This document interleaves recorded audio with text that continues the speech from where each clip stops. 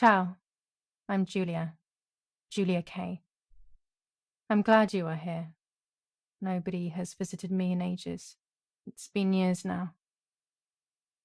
I must tell you my story, but I don't know where to begin.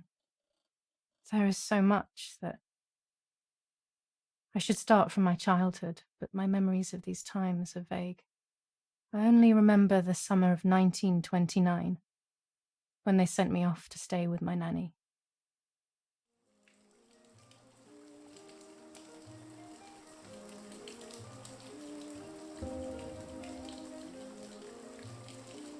Nanny, will you tell me the story of the White Lady? No, little sparrow. Not tonight. A fog is coming, see? Yes. I know that when it's foggy, the lady kills young women. But why is she so evil? You see, Julia, pain and suffering can make us do evil things, even if we're not actually bad. Just like soldiers have to kill other soldiers. I like the lady I've decided, Nanny. She must be in so much pain. The poor dear. She still scares me a little, though. Soon I'll be a young woman, and she could kill me. Does she kill those who love her? Of course not. That makes me feel better because I love her. But what about Martha? Would she be in danger? Your sister is with your mother, so do not worry. Do you miss them? No.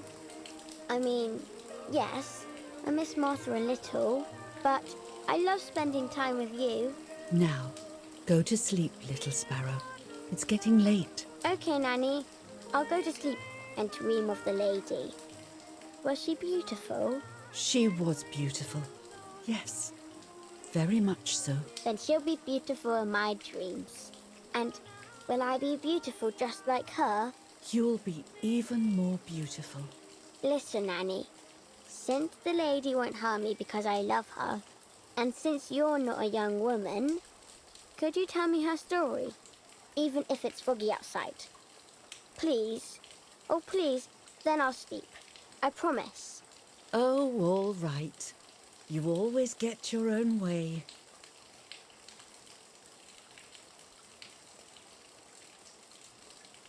I loved Nanny and I loved that story. Every time I heard it, it sounded like a new and more mesmerizing tale. Every night I would ask her to tell me about it, even though it scared me. Even now I can remember every single day of that time and how happy I was.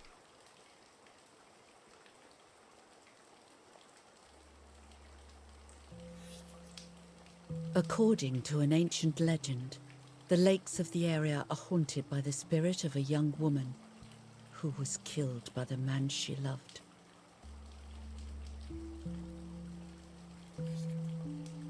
She was expecting a lover's stroll by the lake, gazing out at the old tree growing on the lake's island.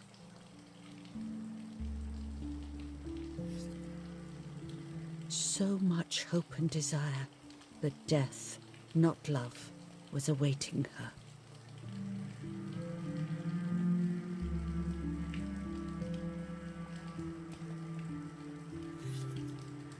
In despair, the man confessed he had killed her out of jealousy.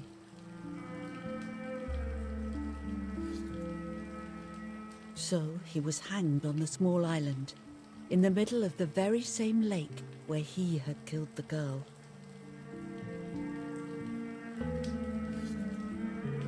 They searched everywhere, but the girl's body was never found.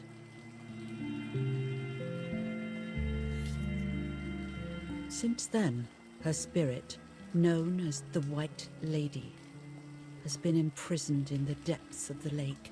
She grieves eternally for the loss of the man she loved. When fog arises, the White Lady is known to leave the waters of the lake and roam the woods, looking for her long-lost love in vain. Within the fog of dawn, hunters have claimed to hear the wailing of a woman in the distance.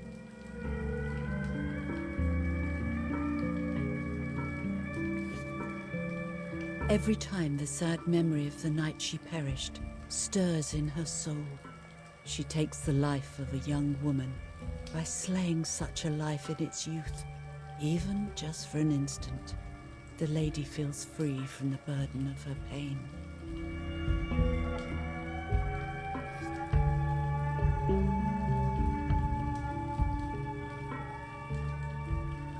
Good night, Nanny. Good night, my love.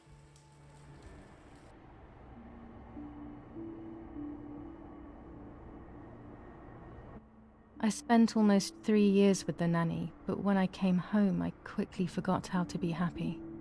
My memories do not return until 15 years later, in 1944, when I stayed in that house. I enjoyed setting up cameras in the woods by the lake. My father created a device that attached to the cameras. It would make them take pictures at set intervals. I was trying to photograph animals, or whatever else was in that damned place.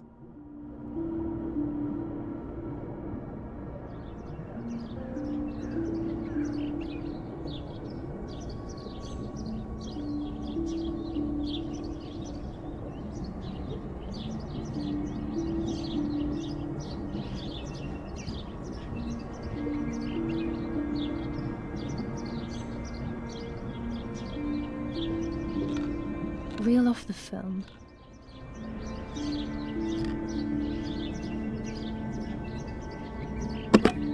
Open the camera.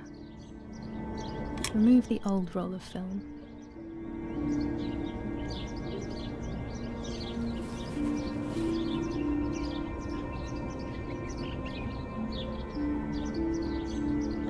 Put the new film in.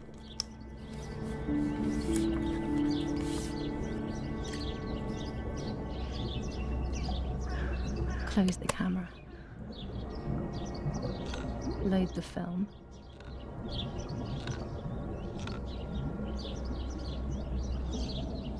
Activate the timer.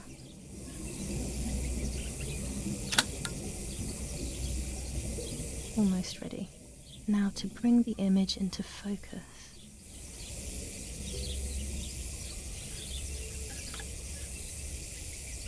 There's something floating on the surface of the water. If I frame it better, I might be able to see what it is.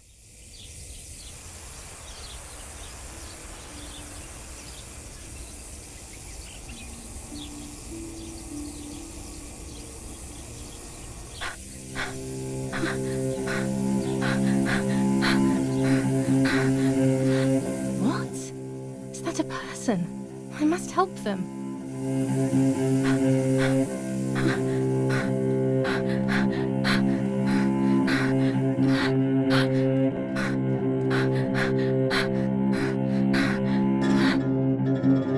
I was horrified at the idea that someone might have drowned in my lake. The lake was my world, where I would spend entire days daydreaming. I would lose myself in my thoughts, but that was a rude awakening. So terrible.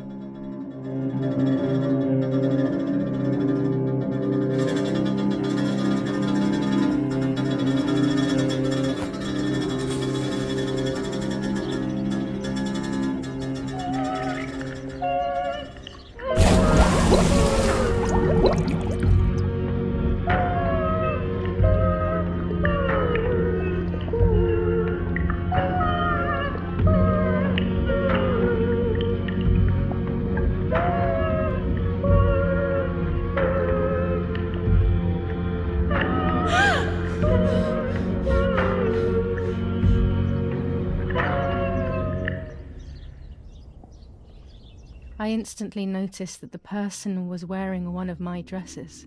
I was scared. I dragged that lifeless body as best as I could to the shore, trying not to drown myself. Only when I lifted her in my arms did I realize who she was. It was my sister, my twin, a part of me, dead. Impossible to comprehend. I was desperate. I didn't know what to do or to think.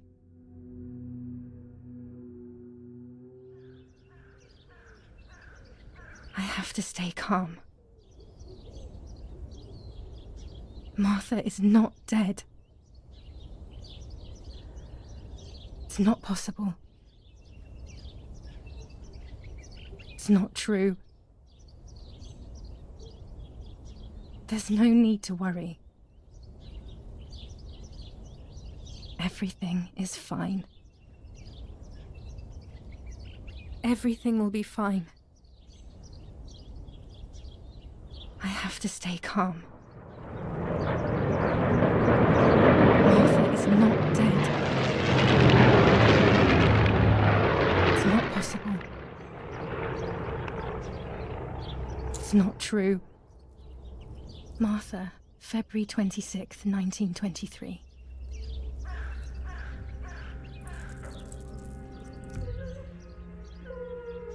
Is everything okay? Are you hurt?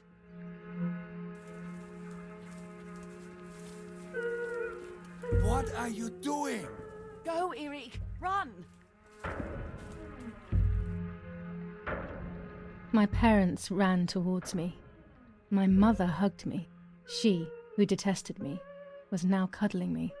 Her warmth filled me with life, and the pain became bearable. I felt protected. "Martha, are you okay?"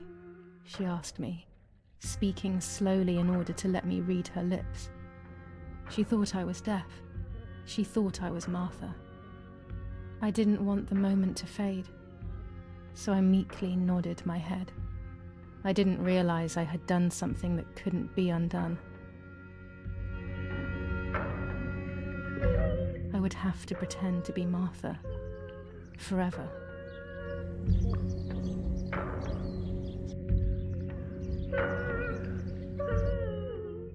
Mother didn't seem to suffer from the situation. All she cared about was that my death was so painful for Martha. But not having me around anymore must have been a great relief to her. At the end of the day, it was better for everyone that it was me who died, and it was better for me too that people thought that. But the guilt began to consume me. That's when I started having horrible nightmares.